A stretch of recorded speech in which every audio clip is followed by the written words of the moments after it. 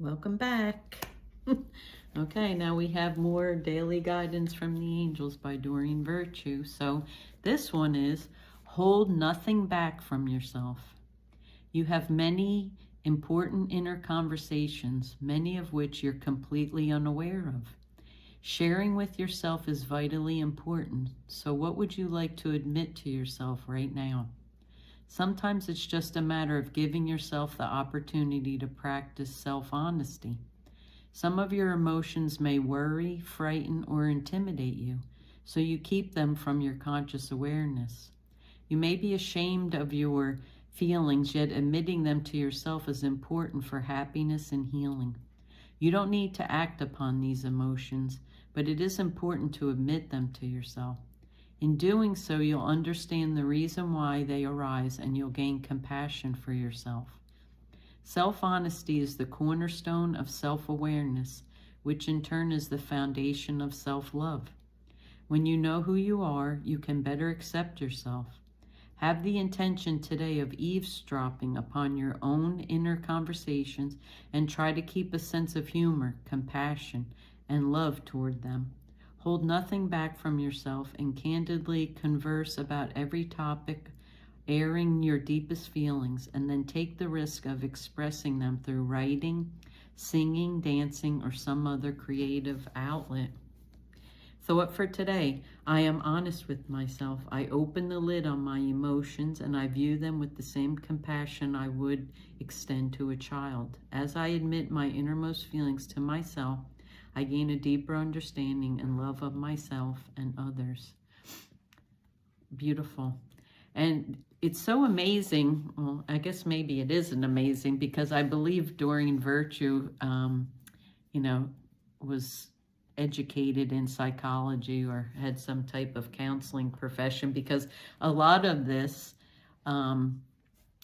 saying your inner conversations, this particular one's focusing on your inner conversations, and that's called self-talk. And in counseling, I've referred to it in other videos, our self-talk is really important. And most people, I didn't know when I was younger and growing up, and even in my early adulthood, I didn't know anything about self-talk. We just think that we're living our lives, experiencing what we're experiencing, and sometimes we have pain and hardship, and sometimes we don't, and we're not even aware, or at least I wasn't aware, that we all have a tape going in our head that's continually playing, and we see the world. It's basically like having glasses on. You see the world looking out based upon this tape that you have. And that's your inner self-talk. And we can get it from, our families of origin, where we work, schooling. All our experiences create some of the dialogue, right, in our childhoods. There's so much that goes into it, but what most people are not aware of is that their own thoughts are at the forefront of all their experiences. What we think is very important, and what we think creates how we feel. But for whatever reason, our society does this on a broad scale as well. We think that when we feel certain emotions, or if we're upset about something, that it's someone else's fault. It's someone else's doing that we feel a certain way. And the truth is, we're all responsible for ourselves. We're all responsible for our own thoughts once we're aware of this dynamic. And we're all responsible for how we're feeling, because our thoughts are creating our feelings. So it's all about us. How we feel is everything to do about us and nothing to do with anybody else. But if you talk to people and listen to people, and the general consensus is people have no awareness of this. They think that other people cause them to feel a certain way, and then they're mad at the other person, potentially, for making them feel a certain way. When the truth is, it's up to us.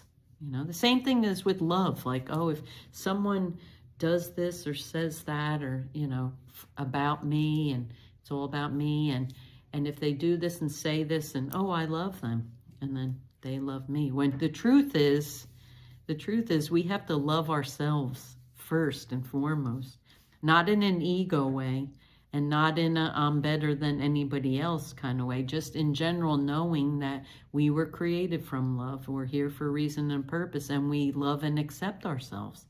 And when we do that, we love and accept ourselves, then we can love and accept others and give them permission to love and accept themselves. But there's no conditions there. And it's not like, well, if you do this for me, then I'll do that for you, because that's not really love, right? That's manipulation and control, right? So there's so many things that intersect in this whole process.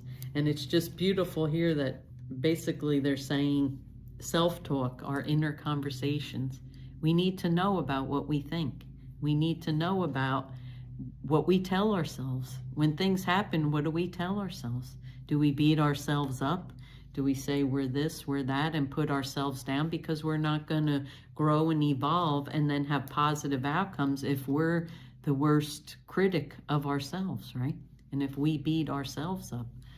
We can't expect others to step in and like fix our self-talk. It's our job, right?